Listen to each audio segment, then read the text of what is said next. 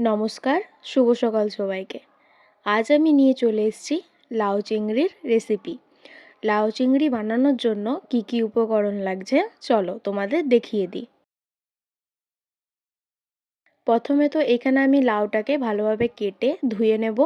এখানে আমি পেঁয়াজ কুচিয়ে নিয়েছি আর এখানে আলুটাও কেটে নিয়েছি, আর এইদিকে আদা রসুনের পেস্টটা বানিয়ে নিয়েছি।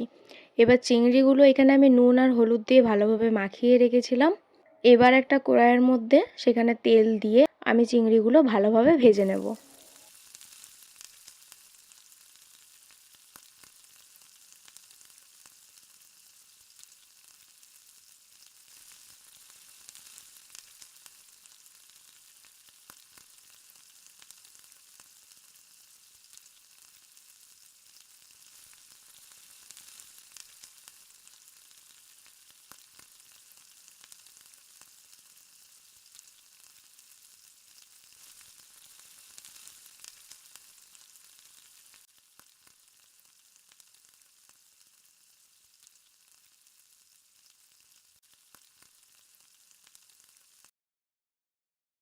এবার চিংড়িগুলো ভেজে আমি চিংড়িগুলো তুলে নেব।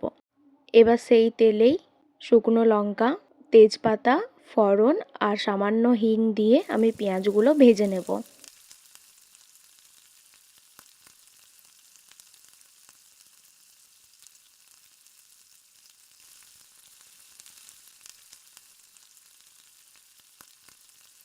খানিকক্ষণ পেঁয়াজটা ভেজে এখানে আমি টমেটোটা দিয়ে দেব।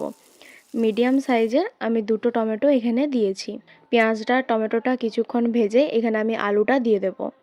5 মিনিটের মতন এখানে আমি আলুটা এভাবেই ভেজে নেব। আলুটা ভেজে নেওয়ার পর তারপর আমি এখানে সব একে একে মশলাগুলো দিয়ে দেব। যেমন এখানে আমি দিলাম হলুদ গুঁড়ো, জিরে গুঁড়ো, ধনে গুঁড়ো আর কাশ্মীরি লঙ্কার গুঁড়ো।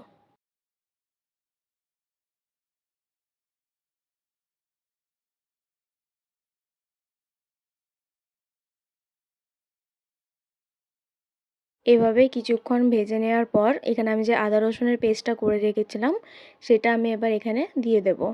আদা রসুনের পেস্টটা দেওয়ার পর এখানে আমি কয়েক মিনিট এভাবেই মশলাটা ভেজে নেব। মশলাটা আমি ততক্ষণ ভেজে নেব যতক্ষণ না মশলাটার থেকে তেল বেরিয়ে আসছে।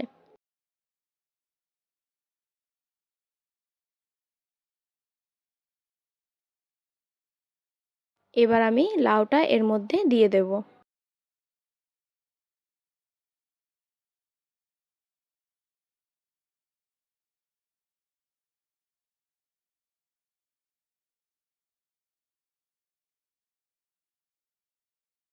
যেহেতু প্রথমে আমি তরকারিটাতে নুন দিইনি, তাই এখন আমি পরিমাণ মতো নুন দিয়ে দেব আর দেব সামান্য চিনি। তারপর চিংড়িগুলোকে দিয়ে দেব। চিংড়িগুলোকে দিয়ে কিছুক্ষণ নাড়িয়ে আমি জল দিয়ে তরকারিটা 15 মিনিটের মতন ঢাকা দিয়ে দেব।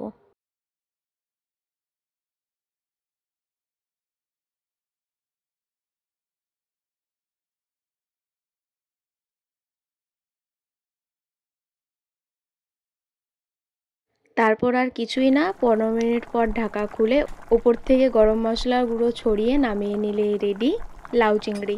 তোমরাও বাড়িতে বানিয়ে দেখতে পারো। আর আমার ভিডিওটি যদি তোমাদের ভালো লেগে থাকে তাহলে অবশ্যই একটি লাইক এবং সাবস্ক্রাইব করে দিও।